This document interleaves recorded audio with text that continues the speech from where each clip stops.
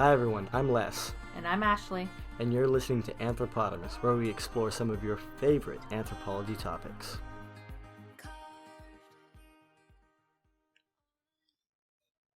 Hi everyone, we're here with Dr. Crawford of Fairfield University, who is part of the Sociology, Anthropology, and International Studies Department.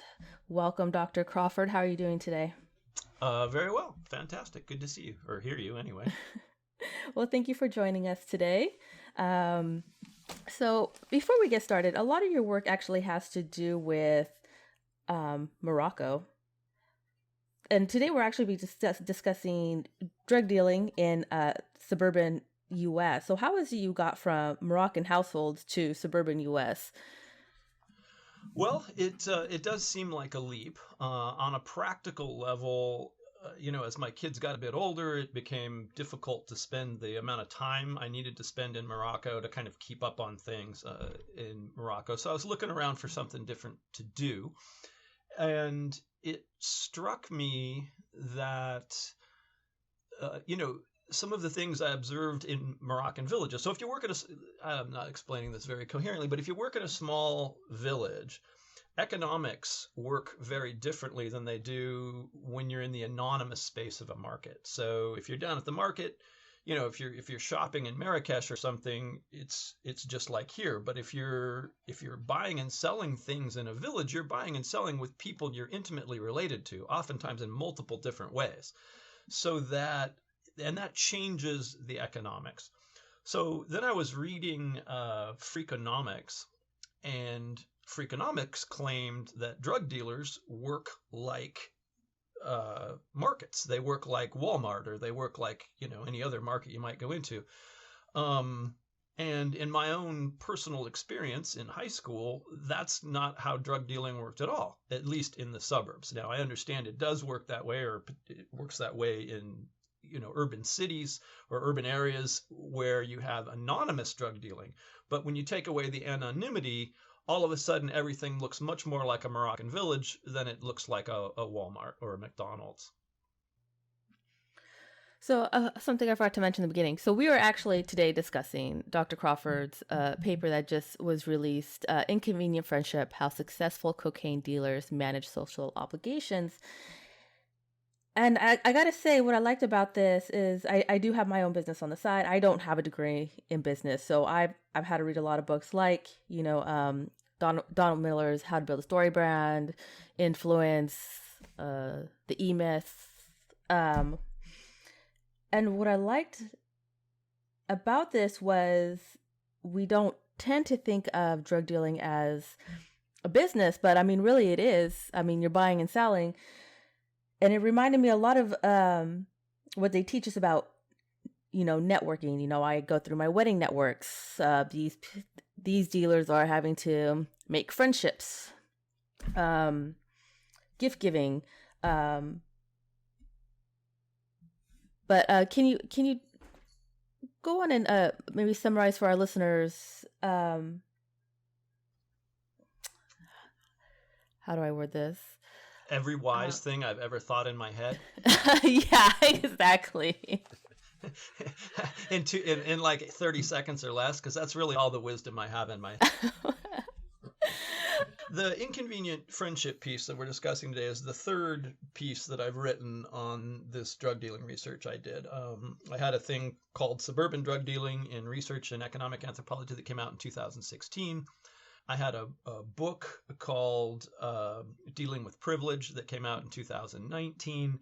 And then in response to a call for papers on convenience, I wrote this thing about inconvenient friendship, and it came out in recently in 2021. So the basic idea goes it goes all the way back to Aristotle, I suppose, but recently, the more recent history, it goes back to Marcel Mauss and his insights that you get out of The Gift and the subsequent research that's gone into Mauss's The Gift. And the idea at its core is pretty simple, that conventional economics, and certainly neoliberal economics as part of conventional economics, presumes atomized atomized actors. That is, it presumes an agent that is entirely interested and is only interested in the transaction in front of them. So, I go to buy gasoline and I'm going to interact with the person behind the counter, give them my credit card, pay it, and leave. But there's no relationship there. Now, all of conventional economics is predicated on that sort of model. But in fact, the vast majority of what I would call more broadly economic interactions aren't like that at all. They're largely with people you do know. And when you know people, that changes the way you exchange with them. And the most extreme example of that, I suppose would be my children, who take everything from my refrigerator and pay nothing for it. They consistently inside my household, things are consistently exchanged, but not even remotely like the larger market. So I guess my larger goal, one I share with a whole bunch of people, and in following Marcel Mauss, is to explode this idea that what's called economics is all there is to economics. In fact, what economists study, interactions by anonymous actors in markets, is a very small slice of what humans really do in terms of all of their exchange. So that's the kind of platform on which this drug dealing book is based. And the drug dealing was just kind of a way to get at that, a way to show that something that the authors of Freakonomics and many others consider the epitome of that kind of universal model of self-interested exchange. Drugs would seem to, you think of a crack dealer, you don't think of that person as being very interested in their customers. They're just there to make money. But when you look closely at it, you see that, in fact, Mauss was right 100 years ago, and interactions amongst humans are significantly more complicated. Can you go ahead and kind of summarize? I mean, in your paper, you go through the 3 types of friendships: denying altruism, denying economic interest, and taking the business out of context of friendship. Can you go ahead and explain that? Explain those 3 examples to the listeners. Yeah. So in this article, the first example to back up one step, essentially what I did is I went around and I interviewed successful drug dealers. And what I mean by successful is these are people who never became drug addicts. They never went to rehab. They didn't have their families destroyed. And I just want to make clear that I am not in any way valorizing the cocaine dealing. And all these dealers I deal with in this article were cocaine dealers. And so I'm not saying cocaine's not a problem. I'm not saying dealing cocaine's a good thing. That's not what the article's about. What it's about is the way cocaine dealers understand their dealing. And what's interesting to me about that is that, in fact, they misunderstand it pretty profoundly and in revealing ways. So the first interview is a guy I call Wayne. And Wayne is an ardent Republican. He deeply believes that all human beings are self-interested all the time. And in our interview, he argues that dealing cocaine is just like any other business. And he is, at the time I'm interviewing him, when he's 60 or 63 or something, he's got a legitimate business. He hasn't seen cocaine in 30 years. And he's just saying that his cocaine business was just like his contemporary business, and that it is founded on self-interested people getting what they want. However, as his interview goes along, some contradictions in that become clear. It becomes clear, for instance, that Wayne gives away huge amounts of cocaine. He's very generous with his drugs. And I bring this up in the interview, and he tries to not deny that he gave it away. He admits that he gave it away. In fact, he brags about giving it away, but he claims that it's only for good business. He's just trying to make new customers. And in the interview, the longer version's in the book, and in the interview, I flatly just don't believe him. I mean, I just don't believe that he's actually calculating how many drugs he's giving away and expecting that the return on those is going to be higher. In fact, he's just being generous, but his model of what one does as a human being, and certainly what one does as a human being in business, doesn't allow him to admit that. So he can't quite wrap his mind around that. The next person I interview, I call Arthur. And Arthur was also a cocaine dealer, but only during the time he was in college, only the 4 years when he was at university. And Arthur starts off by saying, "Oh, I was never a drug dealer."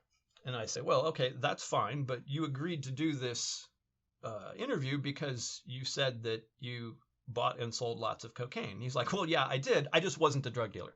So, Arthur has this idea that because he wasn't trying to make money, he's not actually a drug dealer. But there again, his whole business is based upon the amount, the price of the drugs that he's selling is based on the proximity of the amount of how do I put this? The closeness of the ties with the customer. In other words, he has kind of two best friends, and he never makes any money off of them. And then as people are further away, the price goes up. As they're socially further away, the price goes up. So it's very clear to me in the interview that he's putting a price essentially on friendship, that there's a different model for people who are your best friends than there is for strangers. But he too doesn't realize that until we're in the interview. The third person I feature in this particular article I call Woody. Woody is from Colorado, and Woody had a system where, again, he only sold drugs, he sold cocaine, and he only sold to people he considered to be friends. But Woody did it only while he was at work, and he was a bartender. And he didn't address it directly, but in the interview it kind of emerged that the advantage of that was that he didn't have to act like a friend while he was selling the drugs. In other words, people come in to buy a beer. He called it a B and B, a Budweiser and a Bindle. So, one of his friends would come into the bar. They'd give him $105 or whatever, and $100 would be for a gram of Coke, and the $5 would be for the Budweiser, and he'd just slip him the cocaine with the change, and boom, he was done. So whereas both Wayne and Arthur would spend huge amounts of time giving away drugs, receiving drugs given back to them by people they just sold it to, basically just interacting. Partying is the verb they use, and that term has an interesting history. They're partying, and that partying is what makes the social relations close, but also what kind of gums up rational economic decision making, right? Because when you're partying with somebody, you're no longer trying to get the best possible deal like you would if you were working at a McDonald's.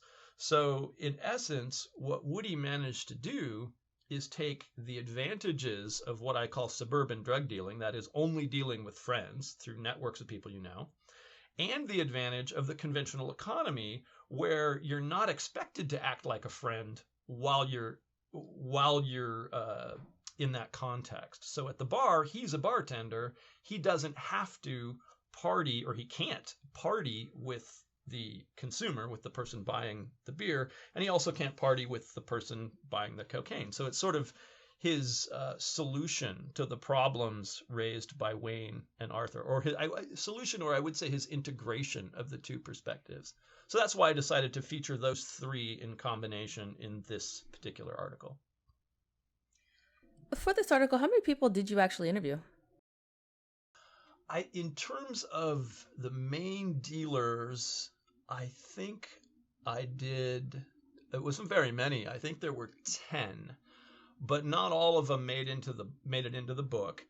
And several of them I interviewed over 3 or 4 days.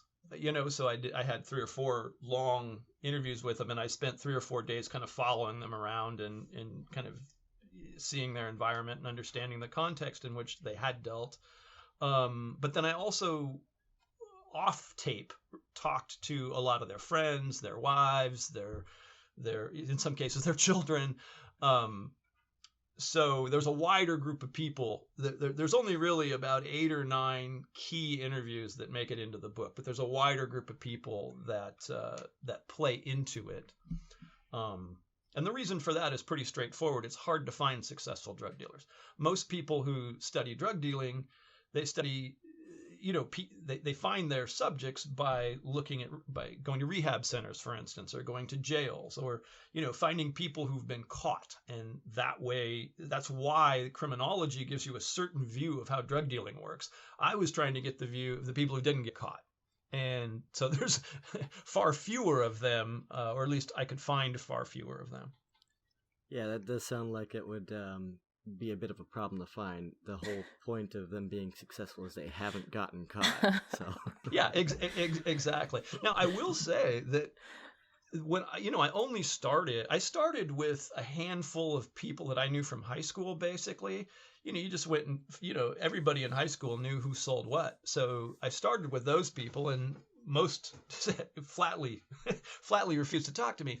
But a couple did. And then when other people heard, when I told people what my research was, even people I wouldn't have expected, the title chapter from the book is from Dealing with Privilege, is a person who's a medical doctor now. And I was actually talking with his wife about, work context. And she asked me what I was working on. And I told her, she's like, oh, you should really talk to my husband. He used to be a drug dealer. I was like, holy shit.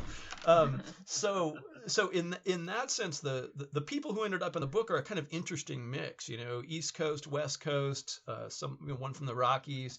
And I came to some of them through the process of telling them about interviewing the other ones. So I suppose if I would have waited to publish the book for another 10 years and kept telling people I was working on it, I probably would have had 100 people, because once the book's been out, I get these emails from people going, oh, that's, your book's fantastic. I was a drug dealer and you got this part right. And this other bit didn't really work that way. So in a funny way, it's kind of snowballed from where it started. So like you said a moment ago, in the article, it says that Arthur claims not to be a drug dealer at all. And just from my personal experience growing up, things like the people you meet around the neighborhood, in your neighborhood, they're just people. In your neighborhood, they're just people. People who you can get things from, whether it's drugs or maybe a new bike or stolen bike, something like that, whatever the case may be. But in their opinion, they're not thieves. They're doing something. A thief may not be a thief. They're doing what they do so that they can pay their bills, so that they can, get their friend to work, or whatever the case may be. In that, it seems like with him, it's very much a social construct. He has his own morality that defines what his world is. So for him, the way partying works definitely does define what a drug dealer is. He's just the guy throwing the party. Is that kind of what you got from that conversation? Yeah, I think that's exactly right. I mean, it's almost like he's doing a public service, or at least what it starts off. The word that's very important to him is reciprocation. These two boys or young men in freshman year offer him a couple lines. It's this very kind of prestigious gift. It's not something, as he says in an interview, it's not like it's a Gatorade. He just sneers it when he says it, like cocaine's hard to get. So how do you reciprocate? How does he show these two guys who gave him cocaine? How does he show them that he appreciates it? Well, really about the only counter gift that works is cocaine. So he has to get cocaine in order to reciprocate the cocaine he's been given. So it all starts with this kind of gifting and counter gifting. And those two guys are the ones who become the friends from whom he won't profit, or refuses to profit. All the profit is shared amongst the three of them. So yeah, he doesn't understand himself as a drug dealer. He's just getting drugs for him and his friends. And these other people who want a piece of it, it's like, well, okay. And he sort of sells it to him, and you sell it for a little bit more, and the money just starts to pile up. And in a sense, the money becomes a problem. He has to explain to himself, well, why am I making so much money if I'm not actually a drug dealer? So I think you're exactly right that it's his self-identity that refuses to kind of acknowledge that. And the other thing that in a previous article I talk about a lot more is that I just think all of the images that you get of drug dealers are like scary brown and black people, right? If you watch any cop show, it's either bikers. If they're white, they're bikers. but they're usually brown or black. And, I think he's sitting there. He's a upper middle class kid from the beaches of Southern California. He's going to college at UC Santa Barbara. And he's like, well, I'm not a biker and, I'm not a scary gangbanger. Therefore, I'm not a drug dealer. And so I really like his perspective because it shows how totally the media has convinced all of us that drugs are an inner city problem, that drugs are a problem for brown people and black people. And that was a message that's why I called the book Dealing with Privilege, because there's a double entendre there. You're using your privilege as a basis for your dealing, and that's why you're not getting caught. But you also have to deal with that privilege in terms of your own self-identity. And it seems like a lot of them just choose not to deal with that privilege either. It's easier to just claim their self-identity as something else. Yeah, absolutely. That's absolutely the case. I mean, people don't like to see themselves as a bad person. And it's also true that the image of cocaine, or the way we understand cocaine in this culture, changed dramatically between kind of the mid 70s, when some of these people got started selling it, and the 90s. And there aren't any examples of this in the article that we're talking about today, but the book has some much younger dealers, or at least one much younger dealer, who has a completely different understanding of what cocaine is and its dangers. In the 70s, it was considered quite benign. By the 80s, and especially after Len Bias died and the kind of crack exploded on the scene, all of a sudden cocaine became very, very dangerous again. I wanted to go back to make a comment on the gift giving earlier. So we talk a lot about gift giving, and what it actually reminded me of was, and I think they discuss this in the book Influence, is it actually reminds me of social events that we tend to have, like Tupperware parties, where if I have a Tupperware party, I'm going to be giving away prizes and I'm going to be giving away food so that people feel obliged to purchase from me. So in a way, I feel like it was kind of the same idea as I'm going to give away free drugs so that when they want to buy some, they think of me first. Yeah, so I think that's the way Wayne would describe it. Wayne would argue exactly what you're arguing, that you supply the food because you want to sell the plasticware, and that's the intention is to sell the plasticware. What I would suggest is that successful Tupperware sellers are not going to give away huge lobster banquets to sell a couple of plastic lunchboxes or, containers to put leftovers. They're not going to be in business very long, right? So that while Wayne is claiming that what he's doing is precisely what you're saying, I would argue that his actual that as the interview goes on, you start to see that he's really not making those calculations. He's giving away drugs because that's part of his identity. He's a rich guy, or at least rich in this context because he's the guy with the blow. He makes him kind of a big man. It's also quite gendered. It's you give away cocaine because it makes you attractive to women. It's considered prestigious in that era, and he talks a lot about that. And so you just see there's all these non-economic reasons, or reasons that are outside the bounds of conventional economics, for how he's actually behaving. But to go back to your point about Tupperware, I think the Tupperware Corporation understands this very well. The Tupperware Corporation knows if people come into your house, you're going to feel obliged to offer them snacks, right? I mean, who invites people over and just has them sit in the living room and stares at them? That's just weird, right? And then at the same time, your buyers in your house, once you've taken the time to give them snacks and to hang out and to chat, you say, okay, let's get to the reason you're here today. Let me show you these fantastic bits of plastic. They show you the plastic. Like, even if you don't want any of it, you're going to buy something. You're going to buy something because you feel bad, because that's the other side of the gift. There's all these emotional, you're compelled emotionally. And that's what Mose had his had his finger on back at the beginning of the 20th century. He said, look, every gift has three obligations bound up in it. You're obliged to give, right? So you're obliged to put out the snacks. You're obliged to receive. Okay, those guests are obliged to eat the snacks. I mean, we've all been there when, or at least maybe you, I don't know how young you guys are, but I've been to a number of PTA meetings where somebody will put out cookies and all the women in the room won't want to eat the cookies because somehow cookies are not in their kind of in the regime, in their diet regime that they're in the middle of, but you feel obligated to accept the gift. You have to eat the damn cookie. And then the third obligation that most talks about is you have to reciprocate. So the third phase is like, okay, I'm going to buy this plastic because that's my reciprocal gift because that's what the person wants me to do. So I just think Mose had all of this stuff absolutely nailed back in the first part of the 20th century. And the rest of us, and particularly the rest of economics, just needs to catch up.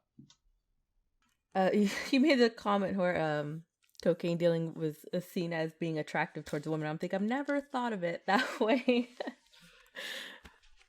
Yeah.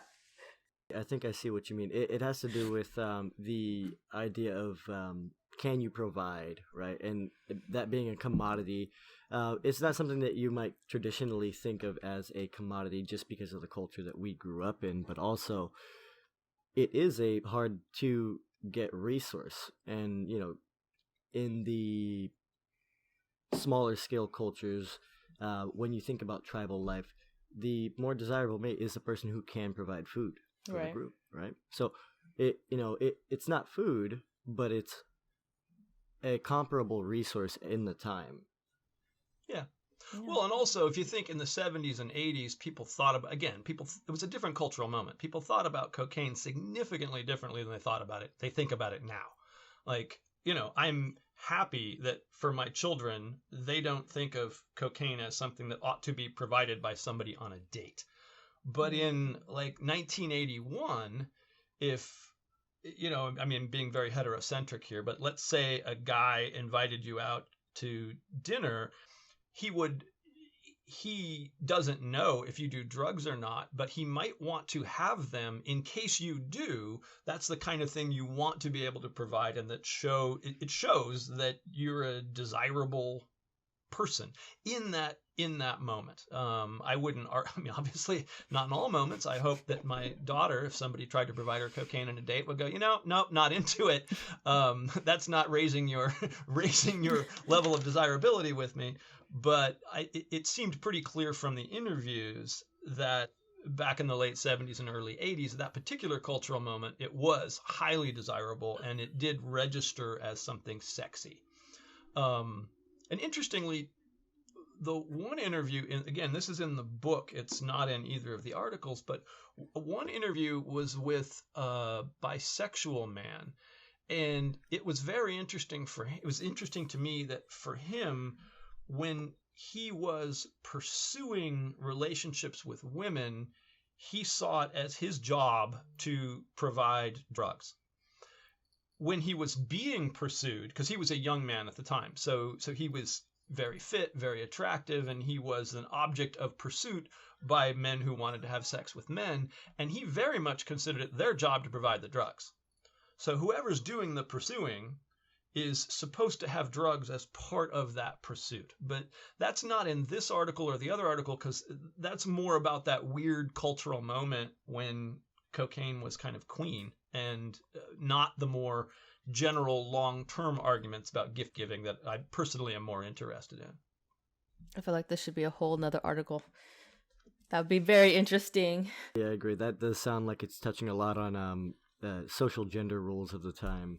Absolutely. Yeah, it's and for a while there, cocaine very much was considered sexy. I mean, people wore cocaine spoons on chains as decorations, as symbols of what. It was a strange time to grow up. I got to tell you, it was a really weird cultural moment. Les, do you have any other questions?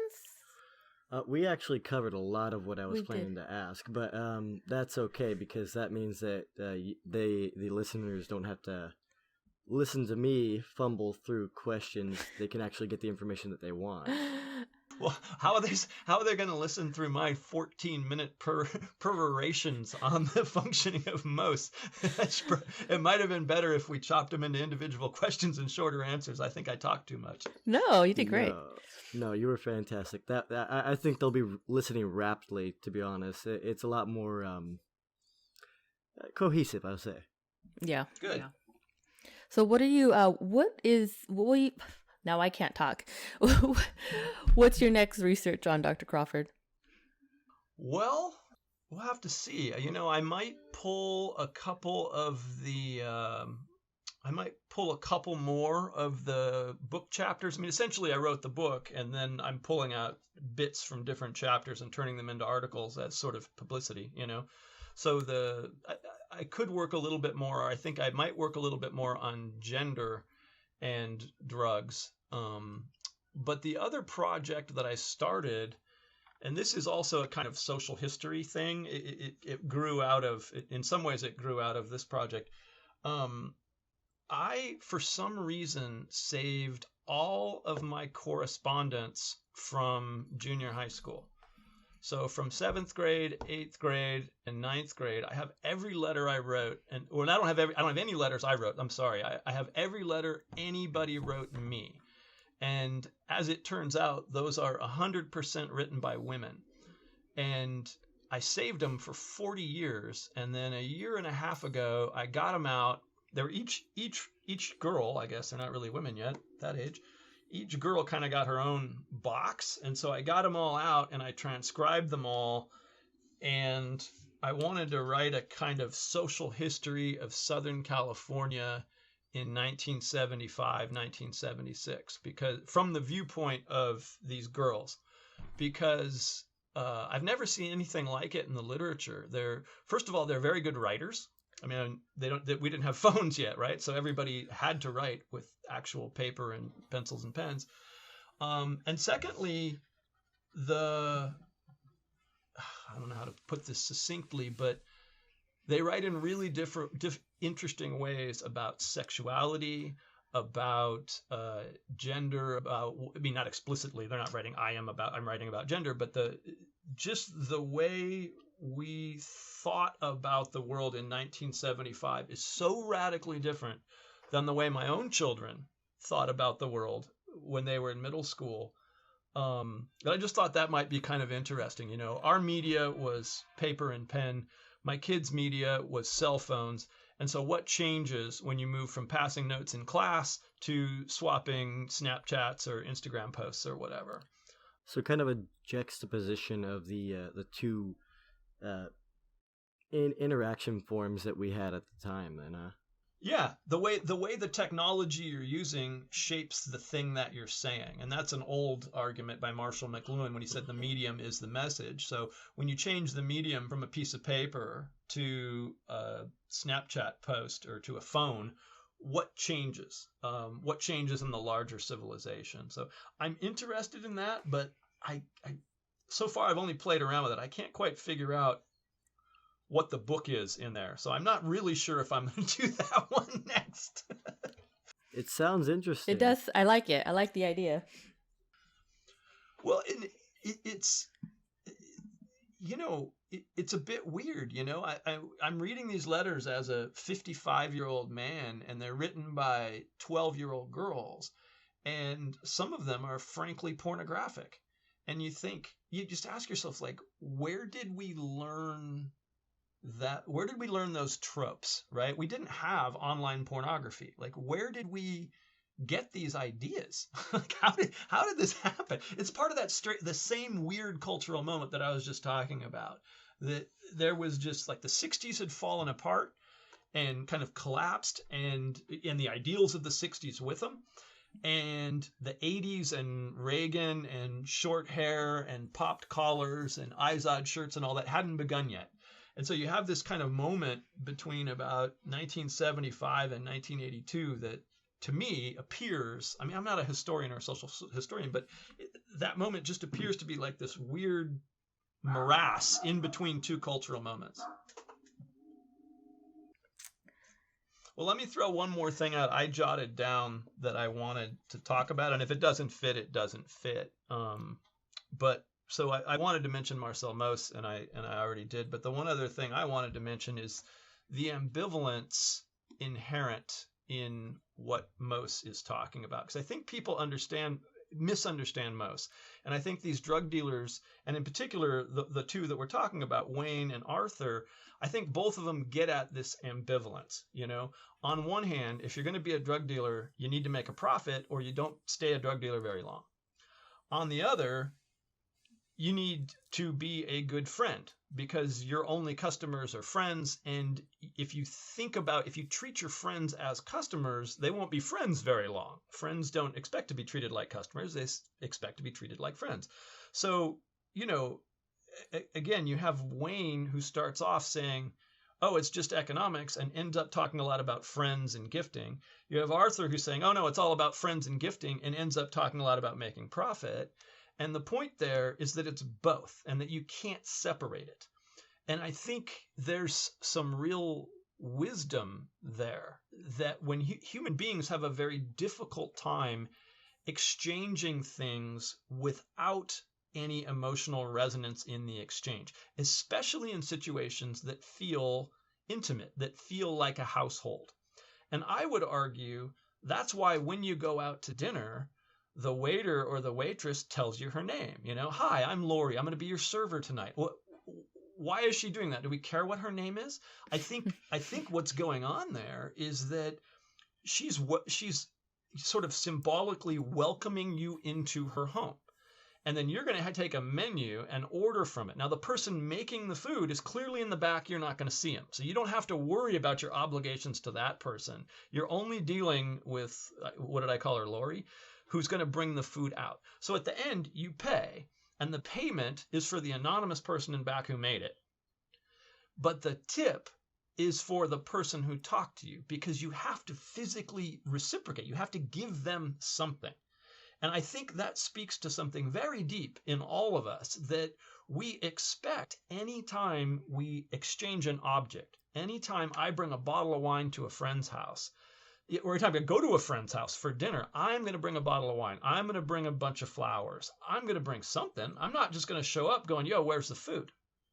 That's weird. And so what Mauss is onto, and what these drug dealers illuminate, is something really fundamental to human interaction, and something completely ignored, or too often ignored, by mainstream economics. I think it's funny that you actually bring that up. I like that idea. But one of the things that I was thinking is that obviously cultural norms are different depending on where you are. And that made me think of the tipping obligation in Europe versus America, for example. So, and I should say United States, but I could be wrong here, but I believe in the UK, you don't tip after the meal. It's seen as an obligation for them to provide a good experience, and it's a whole different dynamic. It's rather than your obligation to pay out extra, or not extra, but pay out for the experience. You're paying for the food, and you're providing experience in return. Yeah, fair point. I mean, I'm not arguing that everywhere, tipping follows. But it's also true that when Americans go to Europe, they find the waiters really rude. They're like, oh, they're so rude. I'm like, I don't think they're being, I lived in France for a while. I don't think French waiters are being rude. They're just not pretending like you're in their house. They're treating you like you're in a business. Like, okay, you're here to eat. What do you want? Here's the menu. I'll get it for you, And they don't tend to do that. Hi, I'm Lori. I'm going to be your server today. How's everyone doing? Can I bring anybody any water to get you started? I mean, to me, the whole rhetoric of American-style dining is about generating that kind of intimacy. Or at least, maybe not at high-end restaurants, but there's a certain intimacy that we work. And you're correct, at least in my experience. I also lived in London, that servers in London are not necessarily doing that. So you're absolutely right that it's at once entirely cultural, but where you find it, I think it rests on something deep, because I think, and again, the other examples are also cultural. If you went to dinner at a French person's house and you brought wine, they would be insulted. I mean, essentially, if you do that to a French person, you're saying like, oh, I don't trust you to pick out decent wine for this meal, so I'm just going to bring my own. That's not how Americans understand it, but that's how French people understand it. So if you're going to a French person's house for dinner, you might bring the host or the hostess some flowers. That's perfectly appropriate. Wine is not appropriate. Gifting is always like that. Gifting is always specific to the cultural context. So you're exactly right. If you look at social interaction going out, even back in the older records, if you like read into the Iliad or things like that, the gift giving aspect, the social aspect is something very intrinsic to just people in general, regardless of culture. It's just very specific about from one culture to another. No, absolutely true. I mean, it's just like eating is fundamental to being human, but what you eat and how you eat, with whom you eat, and all that is obviously very culturally diverse. I would just say, well, it's obvious that that's true for eating. Why should that be true for gifting? I mean, to me, what's interesting is precisely how universal gifts are. When there's no obvious biological reason for it, whereas there is a biological reason to eat, and then culturally you kind of build on top of that. But gift giving just seems, from an economic perspective, it's just inefficient.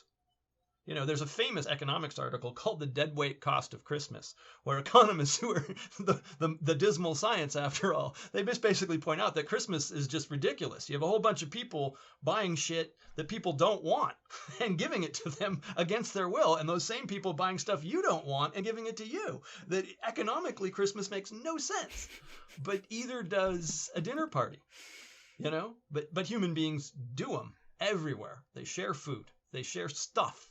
And that sharing, that gifting is deeply part of who we are.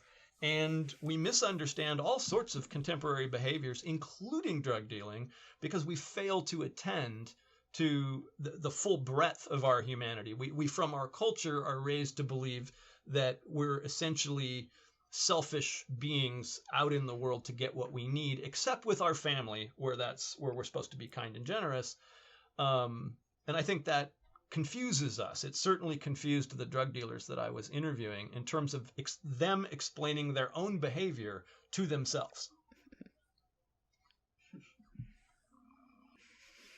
Your comment on Christmas reminded me of this conversation we had at work. So at the time, I was like the only female manager, and the guys were talking about getting their wives gifts, and I was like, just go with their Christmas list. Why are you going to go off the list? You're going to get her something she doesn't want.